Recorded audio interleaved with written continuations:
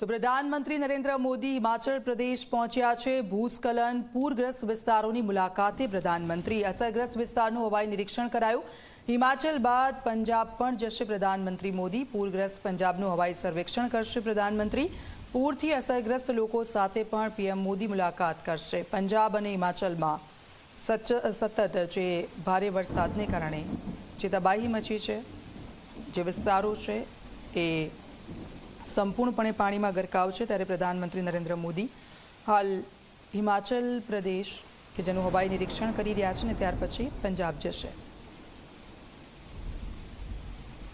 હવાઈ નિરીક્ષણ હિમાચલ પ્રદેશના આ દ્રશ્યો મેં આપને બતાવી રહ્યા છે। જ્યાં જોશો ત્યાં માત્ર ને માત્ર ભૂસ્ખલનની ઘટનાઓ, તબાહી મચી છે અને જે પાણી જે નદીઓ છે એ ઉફાન પર હતી અને તેના કારણે જે વિસ્તારો છે સંપૂર્ણપણે પાણીમાં ગરકાવ થઈ ગયા છે, તેનું હાલ હવાઈ નિરીક્ષણ પ્રધાનમંત્રી કરી રહ્યા છે ને ત્યાર પછી પંજાબ જશે।